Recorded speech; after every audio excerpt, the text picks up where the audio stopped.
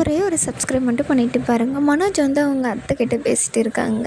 எப்படி உங்களை ஆட வச்சிட்டாலே மாப்பிள்ளை அப்படின்ற மாதிரி சொல்கிறாங்க. அதுக்கு நானே இங்கே ஆடி போய் வந்திருக்கேன் அப்படின்னோடனே அவங்க ஷாக் ஆகி என்ன ஆச்சு மாப்பிள்ளை அப்படின்னு கேட்கும்போது பார்த்திங்கன்னா என் லாயரை போய் பார்த்துட்டு வந்தேன் அப்படின்னு சொல்லிட்டு சொல்கிறாங்க.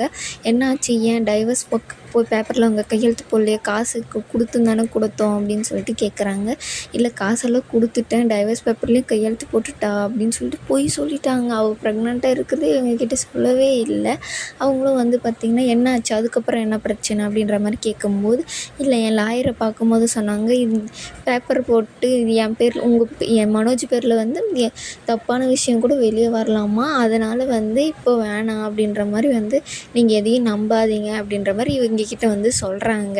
என்ன மாப்பிள்ளை ஆச்சு என்னொன்னே, இல்லை அவங்க இப்படி தான் சொன்னாங்க, இன்னும் கொஞ்சம் நாள் ஆகுமா டைவர்ஸ் வாங்க, உடனே கிடைக்காதான் அப்படின்ற மாதிரி சொல்லும்போது சரி ஐயோ நான் அமாவாசை நான் வேறு சாந்தி முகூர்த்தத்துக்கு ஏற்பாடு பண்ணிட்டேனே அப்படின்ற மாதிரி சொல்கிறாங்க.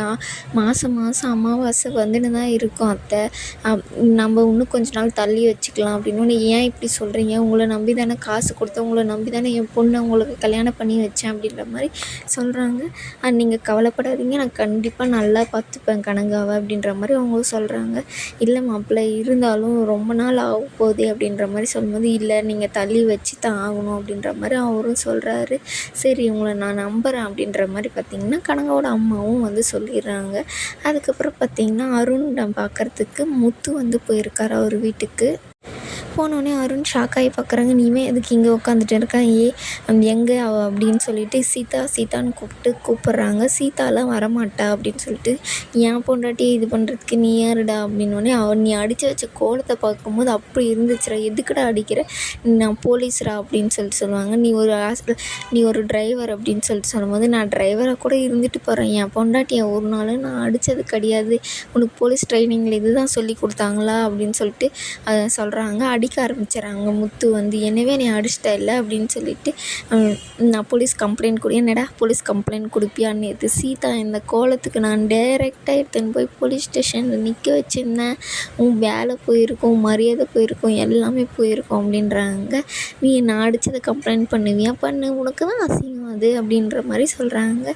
அவரும் பார்த்திங்கன்னா என் பொண்டாட்டியை கேட்குற நீ யாருடா அப்படின்னோடனே, நீ இவ்வளோ நாளாக இது பண்ணுறதுனால தான்டா அவள் யாருக்கிட்டேயும் சொல்லாமல் இருந்தா, இனிமேல் அவள் அந்த மாதிரி இருக்க மாட்டா, அவளுக்கு ஒன்றுனா நாங்கள் இருக்கோம், நாங்கள் கேட்போம் அப்படின்ற மாதிரி முத்துவும் சொல்கிறாங்க. நான் ஒரு ஃபோன் பண்ணால் அவள் வந்துடுவாடா அப்படின்ற மாதிரி சொல்லும்போது இனிமேல் அவள் வர மாட்டாடா, நீங்கள் அவகிட்ட போய் மன்னிப்பு கேட்டால் மட்டும்தான் அவள் வருவா அப்படின்ற மாதிரி சொல்கிறாங்க.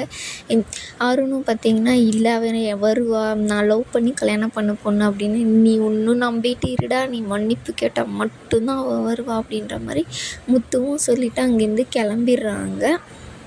அப்புறம் விடிஞ்சோடனே பார்த்திங்கன்னா மனோஜ் வந்து வீட்டுக்கு வராரு. விஜய் வந்து வெயிட் பண்ணிகிட்டு இருக்காங்க. எங்கடா போனேன், உனக்காக தான்டா இது பண்ணேன், நீ ரோகிணி கிட்டே போய் பேசுனியா அப்படின்ற மாதிரி சொல்கிறாங்க. இல்லைம்மா நான் பேசலை அப்படின்னோடனே பார்த்திங்கன்னா எல்லோரும் அங்கே தான் இருக்காங்க, அந்த குழந்தைக்கு எனக்கும் சம்மந்தம் இல்லை அப்படின்ற மாதிரி மனோஜ் சொல்லும்போது எல்லாருமே சப்போர்ட் பண்ணுறாங்க ரோகிணிக்காக. மீனா பேசும்போது பார்த்திங்கன்னா விஜய் வந்து நீ என்ன சும்மா அவளுக்காகவே எல்லோரும் சப்போர்ட் பண்ணிகிட்டு இருக்கீங்க, ஏன்னா உன் பையன் மொத்தமும் பொய் தான் சொல்லுவான் அப்படின்ற மாதிரி மீனாவும் முத்துவும் சொல்லுவாங்க. இல்லை அவன் அப்படியெல்லாம் இல்லவே இல்லை அப்படின்ற மாதிரி முட்டு கொடுப்பாங்க விஜய் அவங்களுக்காக. ஆனால் மனோஜ் மேலே தப்புன்னு சொல்லிட்டு மனோஜ் முழிக்கிறதுலே எல்லாருமே கண்டுபிடிச்சிருவாங்க. அவரும் பார்த்திங்கன்னா அவள் ஊர்லேயே இல்லை அப்படின்ற மாதிரி சொல்லுவார். நான் ஃபோன் பண்ணி பார்த்தா சுவிட்ச் ஆஃப்னு வருது அப்படின்வாரு. அதுக்கு அவங்க அப்பா இவன் சொல்கிறது மொத்தமும் பொய் தான், அந்த பொண்ணை நான் நம்புகிறேன் அப்படின்ற மாதிரி அவரும் சொல்லுவார். நீங்கள் என்ன எல்லாரும் அவளுக்கே சப்போர்ட் பண்ணுறீங்க அப்படின்னே, ஒரு பொண்ணு இந்த விஷயத்தில் பொய் சொல்லவே சொல்ல மாட்டா அப்படின்னு சொல்லிட்டு சொல்கிறாங்க. ஆனால் ரோகிணி வந்து ஒரு பொய்யை மறைக்கிறதுக்காக 1000 பொய் சொல்லிச்சு அந்த பார்லர் அம்மா, ஆனால் இவன் சொல்கிறது மொத்தமும் பொய் தான் அப்படின்ற மாதிரி முத்து சொல்லுவார். இல்லை மனோஜ் சொல்கிறது தான் உண்மை அப்படின்ற மாதிரி விஜய் வந்து சொல்லுவாங்க. அதுக்கு மனோஜ் வந்துட்டு இனிமேல் என் பிரச்சனையை நானே பார்த்துக்கிறேன், நீங்கள் யாரும் இதில் தலையிடாதீங்க அப்படின்னு சொல்லிவிட்டு அங்கேருந்து போயிடுவார்.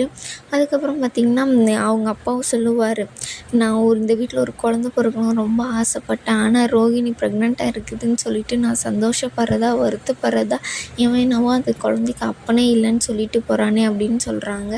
இல்லை இவன் தான் காரணம், நான் கண்டுபிடிக்கிறேன்ப்பா அப்படின்னு சொல்லி சொல்லிட்டு முத்துவும் சொல்கிறாங்க. அவரும் சரி அப்படின்னு சொல்லிட்டு அங்கேருந்து போயிடுறாரு. அதுக்கப்புறம் முத்து மீனாவும் ஸ்ருதி எல்லாமே சொல்லுவாங்க, இவர் தான் காரணங்க எல்லாம் நல்லா தெரியுது அப்படின்னு சொல்லிட்டு.